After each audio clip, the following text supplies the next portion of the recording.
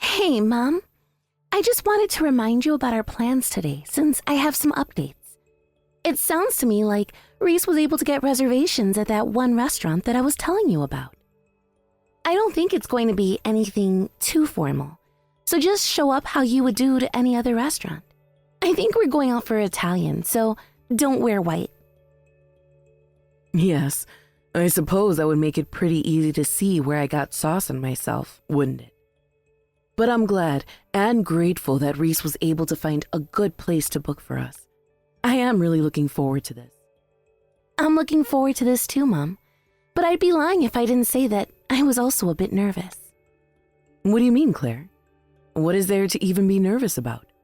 Did something happen between you and Erwin? No.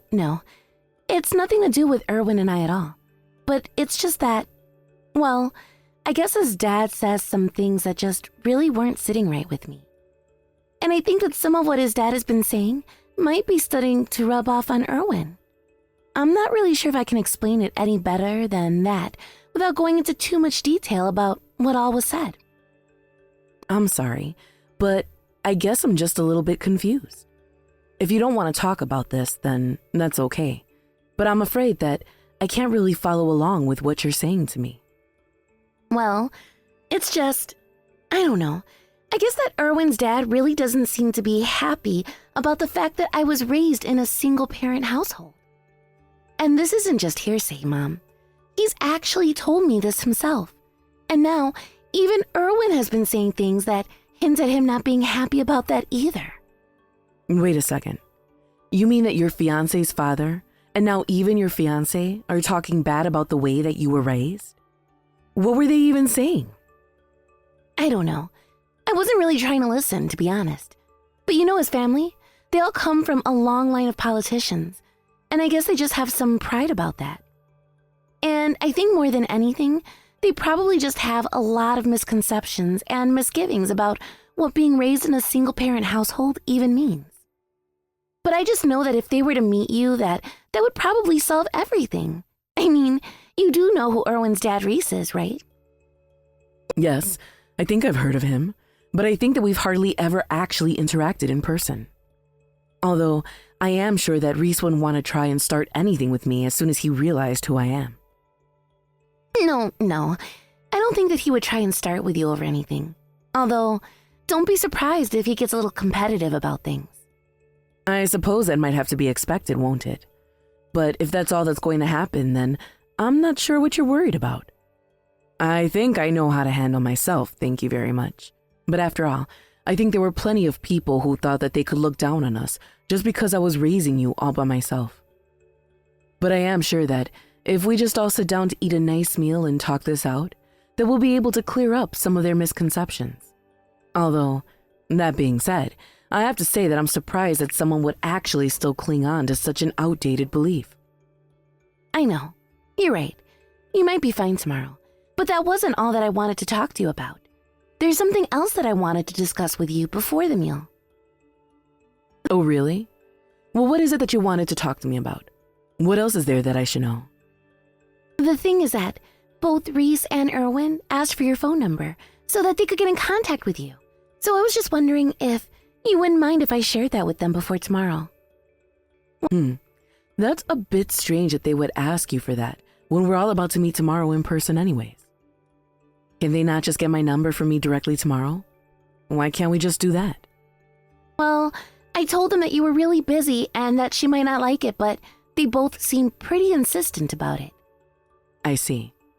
Well then, I guess that means that they won't take a simple no for an answer. And it makes me think that there is something they might have that they want to talk to me directly about. So I suppose that if they really do want my number that badly, that there shouldn't be a problem in you giving it to them. Okay, I'll go ahead and pass along your number to them. Thanks so much for understanding, and I'm sorry to bug you with this when you're already so busy. You don't have anything to apologize about, Claire. After all, you're not the one asking for this. But I just do hope that things between you and Erwin are still going well. I just want you to know that it's okay to call this off if you feel that it's not going well. No. It's nothing too bad or serious. I just wish that they would be a little more open-minded towards you and the whole raised by a single mother thing. And I think it just stinks that this is even a topic that we have to clear things up on and try to make them feel comfortable with. Does all of that make sense? Of course it does. And I completely understand why you would hope to have more support from your fiance and his family. But hopefully, after we all sit down and talk about this tomorrow, it won't become a problem in the future. Either way, I am really looking forward to the meal and seeing everyone in person. So I'll see you tomorrow, dear. You have a lovely rest of your day. Hello, this is Town Councilman Reese Harrison. I take it that this is Naomi, Claire's mom, isn't it? Hello. Yes, this is Naomi Williamson. It is a pleasure to meet you, Reese. Or rather, I suppose it would be more appropriate to say that it's been a long time since we last spoke, hasn't it? Are you saying that you and I have met before? I'm terribly sorry, ma'am, but I really don't remember meeting you at all. In fact, thinking about it now, I don't think I've ever met anyone from a single-parent household before, not the kid or the parent, so I don't think that we've ever met. Oh, but we have met before, you and I. Although I am thinking that maybe meeting each other tomorrow in person might serve to jog your memory a little bit. Well, I understand that you seem to think that we've met before, but I'm telling you that I have no recollection of that at all. You understand what I'm saying, don't you? You and I have not met. In fact, I really don't think someone like me would ever lower themselves and talk to someone like you. Or rather, how would someone as low as you even manage to talk to me? Lower yourself? You think I'm beneath you? I really don't understand what it is you're trying to get at. All right, look, I'm going to get to the chase and skip all the niceties, okay? Now, I really don't know what you or your daughter might be after with all this. But I want you to know that I am not going to let you pull any kind of scam on me or my family. Understand? We are not going to give either of you one red cent. In fact, I'll even be more honest. I don't trust you or your daughter one bit. I'm sorry, but I'm just a little confused about what you're talking about. When did either of us even say that we wanted money from you?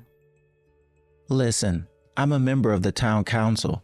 I know what it's like to live in the world that I do. And if I've learned one thing, it's that when a poor family tried to get close to you, they're only trying to do so with one goal in mind. I mean, the moment that Erwin told me that he was dating some girl from a single-parent household, I have to say that I was quite shocked. I thought he would have thought more carefully about who it was he was going to be bringing home to introduce to his mom and I. But I guess that my boy is still young and has a lot to learn. After all, he didn't even know that he should be watching out for exactly your kind of people to come slinking around. I'm sorry, Reese, but do you not realize at all just how insulting you're being both to me and my daughter? Why do you think that you can just assume that every single parent household is just after money? I really don't think that you have any real basis for any of these beliefs besides your own personal biases. And I would really appreciate it if you stopped accusing my daughter and I of such behavior. You're being very rude. Now, tomorrow we are supposed to get together for a nice meal and discuss how our children are engaged to one another. So I just can't understand why you think that it's appropriate to be texting me these kinds of things the day before such a meeting. I just thought that I'd give some kind of forewarning before we met. I just wanted to let you know that I already know exactly the kind of people that you and your daughter are, and I won't let you get away with this. You really just don't know when to stop, do you? What makes you think you have the right to talk about two people that you haven't met like that? I already told you that I'm on the town council, didn't I? If there's one thing that I know, it's people and how they work. And if you think that I'm going to let your daughter sully my family's legacy, then you're dead wrong. I mean, did you two really think you would get away with this? That I would just let you waltz into my family and open the doors and let you both in? Again, there is really no need for any of this kind of language, Reese. I just want to know how you can make these judgments when we haven't even met in person. You may be on the town council, but if you don't see why that post shouldn't make you more empathetic to the needy, then that is quite disturbing. What? You think that being a politician means that I'm supposed to be some kind of bleeding heart? You think it means that I'm supposed to care about the average person on the streets? Being a politician just means that I'm better than everyone else. And here I thought being on the town council meant that you were supposed to be a representative of your constituency. Working for the town council isn't something that makes you great. It's a job you should be given because you're already a good person. I really do think that if you don't change your outlook on the world, that you might make some serious consequences for yourself. What do you know about anything? You're just a single mother to a sad, pathetic little girl, but I guess I'm starting to see why it is that your husband left you. If I had to be nagged at like this by you every single day, I might pack my bags and never come back too. But don't worry, I'm going to see to it that Erwin leaves your daughter the same way that your husband left you. Again, you have no idea about anything that my daughter and I have gone through, and I would appreciate you not jumping to conclusions like that. I have to say that I am really, really disappointed in you, Reese. But let's just say that I am very much looking forward to tomorrow. I can't wait to see the look on your face when we finally see each other in person, after all this time. What? You mean you're still going to come tomorrow? Even after all that I've said? You're a persistent one. I'll certainly give you that, lady. But you know that this isn't going to change anything. I am going to protect my family from no good lowlives like you and your daughter. I won't let some poor rabble like you sink their claws into my son. I am just going to say that the only reason I am ever bothering to show up to this tomorrow is all for my daughter's sake. Although, given the way that you've been treating me just in this text conversation alone, don't be surprised if this whole engagement just falls apart. Well, that will be fine with me. In fact, I was hoping to achieve that by now anyways. What about any of what I said that makes you think that I want my son to go through with this marriage? Look, I think that as parents, we should support the choices that our children make, especially when it comes to love.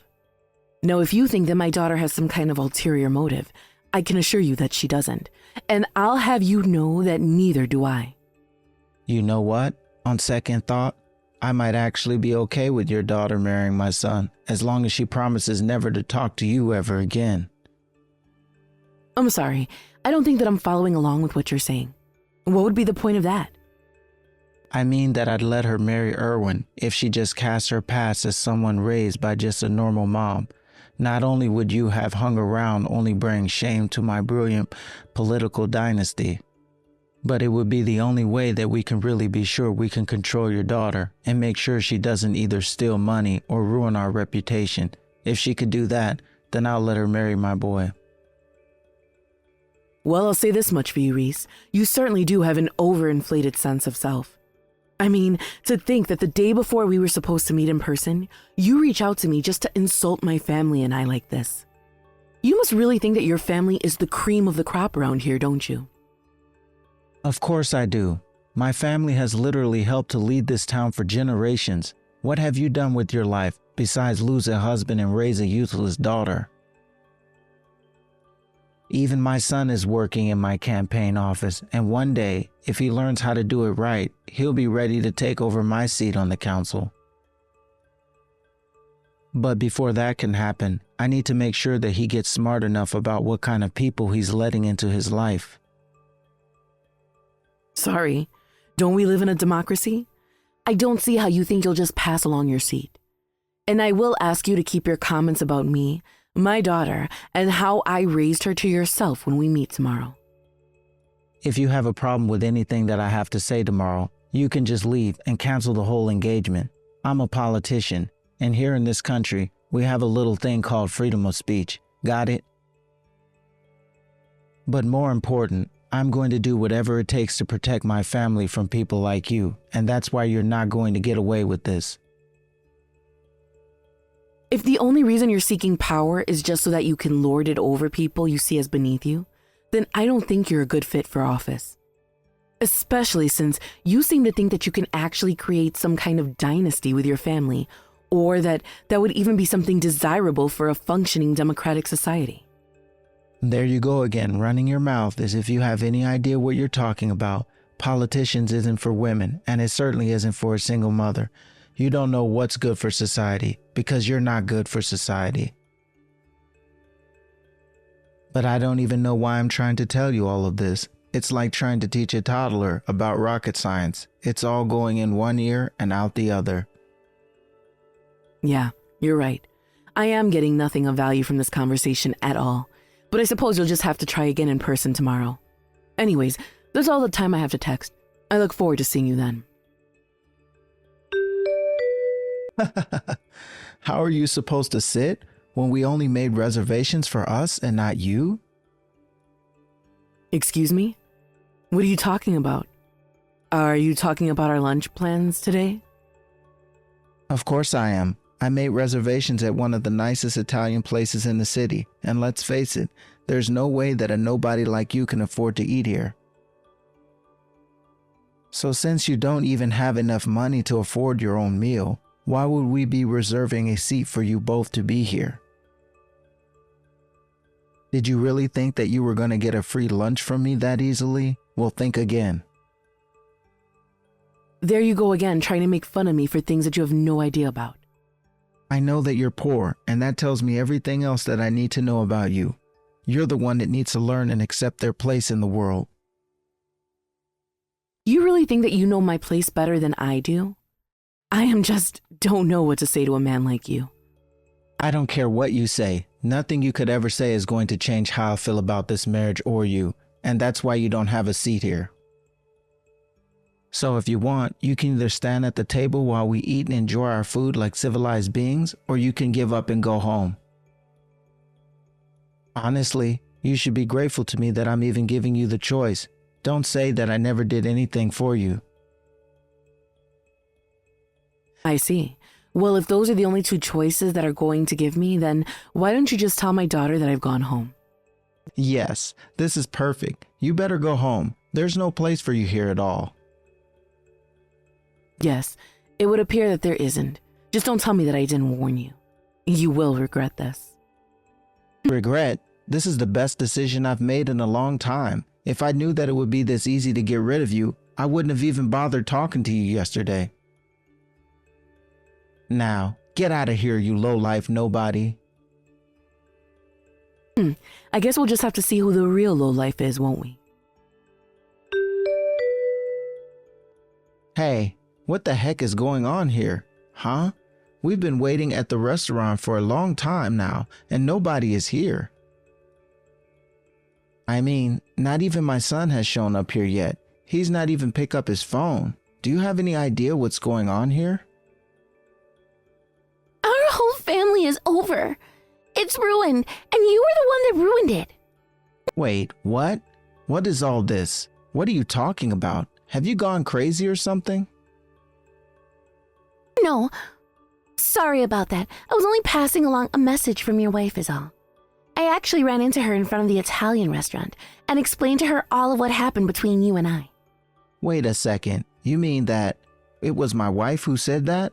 So then, does that mean that she was talking about our family? Yeah, I mean, it would appear as if that was what she was referring to. But this is what you get for trying to treat me the way you did. I'll have you know that no one in my life has been more supportive of me than my mother. What are you talking about, Claire? But I just really don't get where someone like you gets off.